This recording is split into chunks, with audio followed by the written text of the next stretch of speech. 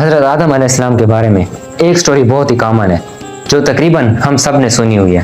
اور یاد کرو جب ہم نے فرشتوں سے فرمایا کہ آدم کو سجدہ کرو تو سب نے سجدہ کیا سوائے ابلیس کے، کہ جب اللہ تعالیٰ نے انہیں آگ، پانی اور مٹی کے مکسچر سے بنایا اور پھر فرشتوں کو کہا کہ اس کو سجدہ کرو۔ میں زمین میں اپنا نائب بنانے والا ہوں، تو جب میں اسے ٹھیک کر لوں اور اس میں اپنی طرف سے روح پھونک دوں تو اس کے آگے سجدے میں گر جانا۔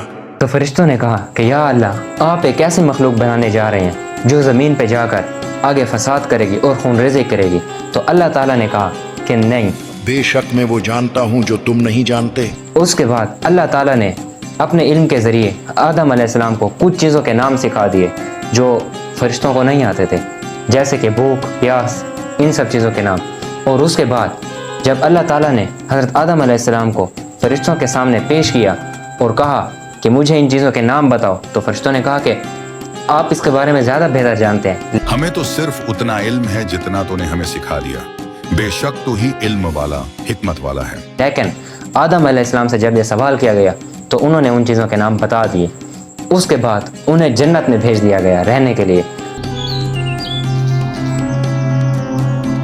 اور یہ سٹوری بھی آپ نے سنی ہوگی کہ ان کی پسلی سے ایک عورت ہوا کو پیدا کیا گیا، اور اس کے بعد ان دونوں کو اللہ تعالیٰ نے حکم دیا کہ جاؤ جنت میں اپنی زندگی گزارو، لیکن اس درخت کے قریب نہ جانا ورنہ حد سے بڑھنے والوں میں شامل ہو جاؤ گے۔ لیکن ابلیس نے انہیں بہکایا۔ تم اس درخت کا پھل کھاتے کیوں نہیں؟ تمہیں تمہارے رب نے اس درخت سے اسی لیے منع فرمایا ہے کہ کہیں تم فرشتے نہ بن جاؤ۔ انہوں نے وہ پھل کھا لیا شیطان کی باتوں میں آ کر۔ اس کے بعد اللہ تعالیٰ نے جب ان سے پوچھا کہ تم نے ایسا کیوں کیا آدم؟ اے ہمارے رب، ہم نے اپنی جانوں پر زیادتی کی، اور اگر تو نے ہماری مغفرت نہ فرمائی اور ہم پر رحم نہ فرمایا تو ضرور ہم نقصان والوں میں سے ہو جائیں گے۔ آدم علیہ السلام نے معافی کے کچھ کلمات سیکھ لیے اور اللہ تعالیٰ نے بھی انہیں معاف کر دیا۔ اللہ تعالیٰ نے انہیں کہا کہ جاؤ اب تم جنت سے جاؤ اور زمین میں جا کر اپنا امتحان کمپلیٹ کرو۔ لیکن ہمیں تو یہ بتایا گیا کہ حضرت آدم علیہ السلام کو سزا کے لیے دنیا میں بھیجا گیا۔ جرم آدم نے کیا اور سزا بیٹوں کو، عدل و انصاف کا معیار بھی کیا رکھا ہے۔ یہ بالکل غلط کنسیپٹ ہے جو اسلام کے خلاف ہے۔ حضرت آدم علیہ السلام جب زمین پر اتارے گئے تو ان کے ساتھ 3 اور لوگ بھی تھے، حضرت حوا علیہ السلام، ابلیس اور وہ سانپ جس نے جنت میں انہیں پھل کھانے کے لیے اکسایا تھا۔ اب مختلف روایات میں مختلف مقامات آتے ہیں جہاں پر آدم علیہ السلام کو اور حوا علیہ السلام کو اتارا گیا، لیکن جو زیادہ اتھینٹک ہے وہ یہ ہے کہ حضرت آدم علیہ السلام کو ہند کے مقام پر ایک پہاڑ پہ اتارا گیا تھا جسے انگریز ایڈمز پیک بھی کہتے ہیں، اور حوا علیہ السلام کو جدہ کے صحرا میں اتارا گیا، جبکہ ابلیس کو عراق اور اس سانپ کو اصفہان کے ایک علاقے میں اتارا گیا تھا۔ اب یہاں پر ایک بہت ہی انٹرسٹنگ سٹوری ہے کہ جب حضرت آدم علیہ السلام کو اس دنیا میں اتارا گیا اور ابلیس کو بھی یہاں پر اتارا گیا تو ابلیس کے ایک ہاتھ کی انگلیاں دوسرے ہاتھ میں تھی اور وہ آسمان کو غصے سے تکتے ہوئے دیکھ رہا تھا، جبکہ حضرت آدم علیہ السلام کے دونوں ہاتھ اپنے گھٹنوں پر تھے اور ان کا سر جھکا ہوا تھا۔ علماء یہاں پر لکھتے ہیں کہ وہ رکوع کی حالت میں تھے۔ ایک اور روایت میں آتا ہے کہ جب حضرت آدم علیہ السلام کو اس پہاڑ پر اتارا گیا تو وہاں کا پہاڑ پورا کا پورا سرسبز ہو گیا اور وہاں پر نہریں بہنے لگی اور ارد گرد بہت ہی خوبصورت پھول اگنے لگے۔ حضرت آدم علیہ السلام کے ساتھ کچھ اور چیزیں بھی اس دنیا میں بھیجی گئی، جیسا کہ حضرت موسیٰ علیہ السلام کا عصا جو جنت کی لکڑی سے بنایا گیا تھا، اور آگے جا کر وہ حضرت آدم سے حضرت نوح جوڑوں کی صورت میں کشتی میں داخل ہونے لگے۔ آسمان سے پانی برسا، زمین نے اپنے چشمے کھول دیے اور جو کشتی میں سوار نہ ہو سکے سب غرق ہو گئے۔ اور نوح سے حضرت موسیٰ علیہ السلام کو ملا۔ یہ وہی خوفناک خواب ہے۔ سلام موسیٰ۔ اور اس کے ساتھ ساتھ 8 جوڑے چوپایوں کے حضرت آدم علیہ السلام کے ساتھ بھیجے گئے، لیکن وہ الگ ٹاپک ہے تو ہم اس پہ بھی بات نہیں کریں گے۔ یہاں پر ایک اور سٹوری بھی ہے۔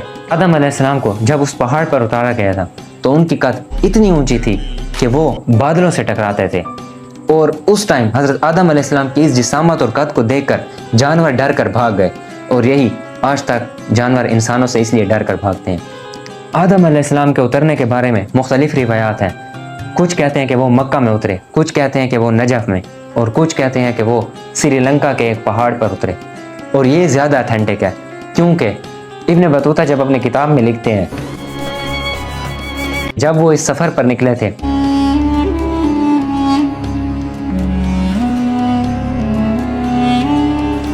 तो रास्ते में उन्हें बहुत ही खूबसूरत पानी की नहरें, फूल और पहाड़ पर सारा का सारा सरसब्ज इलाका नज़र आ रहा था। और ये बिल्कुल उस रिवायत से मेल खाता है जो मैं आपको पहले बता चुका हूँ, और इसका रेफरेंस मैं डिस्क्रिप्शन में दे दूँगा। आदम अलैहिस्सलाम जब इस दुनिया में आए तो उन्होंने दो चीज़ें बनाई थी, एक छुरी और दूसरा तंदूर।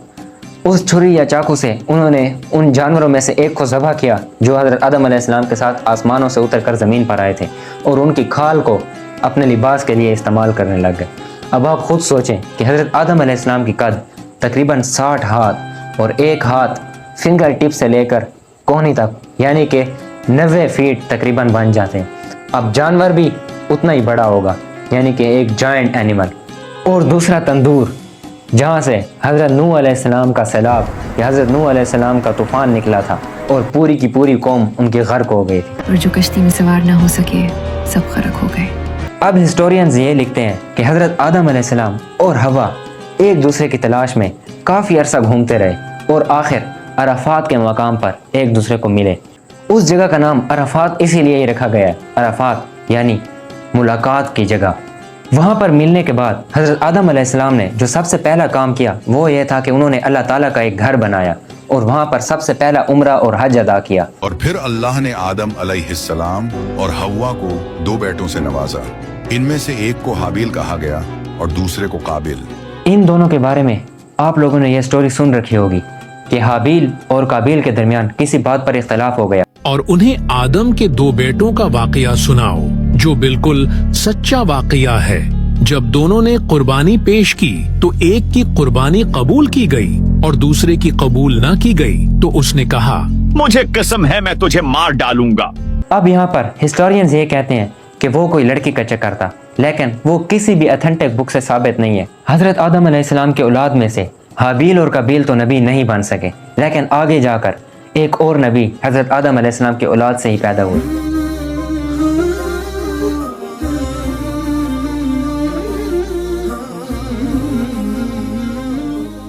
इस दुनिया में जिंदगी गुजारने के बाद जब हजरत आदम अलैहिस्सलाम की मौत का वक्त करीब आया तो उन्होंने अपने बेटों से एक फल खाने की ख्वाहिश जाहिर की, और उस फल की सारी निशानियां जन्नत के फलों से मिलती थी जो कि इस दुनिया में मिलना इम्पॉसिबल था। आदम अलैहिस्सलाम के बेटे वो फल की तलाश में निकल पड़े, लेकिन रास्ते में उन्हें फरिश्तों का एक गिरोह मिल गया जिसमें हजरत इज़राइल अलैहिस्सलाम भी शामिल थे। उन्होंने कहा कि आपके वालिद का वक्त इस दुनिया में मुकम्मल हो चुका है और अब वो फल जन्नत में ही खाएंगे। जब वो बेटे फरिश्तों के साथ हजरत आदम अलैहिस्सलाम के घर में दाखिल हुए तो हजरत हव्वा अलैहिस्सलाम ये देखकर बहुत ही परेशान हुई और हजरत आदम अलैहिस्सलाम के साथ जा लिपटी, जबकि हजरत आदम अलैहिस्सलाम ने उन्हें कहा कि अब मेरा वक्त करीब आ चुका है, मुझे जाना होगा। अब यहाँ पर एक और इंटरेस्टिंग बात है कि उस टाइम के लोग यानी कि हजरत आदम अलैहिस्सलाम और हव्वा और उनके बेटे फरिश्तों को बज़ाहिर देख सकते थे और उनसे बातें कर सकते थे। जब हजरत आदम अलैहिस्सलाम की वफ़ात हुई, हिस्टोरियंस डिफरेंट राय रखते हैं। कुछ कहते हैं कि वो मक्का मुकरमा में ही दफन है, कुछ कहते हैं जहाँ से हजरत नूह अलैहिस्सलाम की कश्ती सैलाब के बाद जा रुकी थी वहाँ पर दफन है, और कुछ कहते हैं कि वो श्रीलंका यानी कि जिस जगह पर वो उतारे गए थे वहीं पर दफन है। लेकिन एक और रिवायत में आता है कि हजरत आदम अलैहिस्सलाम बैतुल मक़दस में दफन है और उनका सर मुबारक अल खलील नाम की मस्जिद की तरफ है और उनके पाँव अस-सग़रा एक पत्थर की तरफ है। अस-सग़रा ये नाम याद रखेगा क्योंकि आगे इसी पत्थर से वाक़या मेराज हुआ था। वो कादिर मुतलक जो हर खामी से पाक है, एक रात अपने बंदे को मस्जिद हराम यानी खाना काबा से मस्जिद अक्सा यानी बैतुल मक़दिस तक जिसके चारों तरफ हमने बरकतें रखी हैं ले गया ताकि हम उसे अपनी कुदरत की निशानियां दिखाएं। बेशक वो सुनने वाला है, देखने वाला है,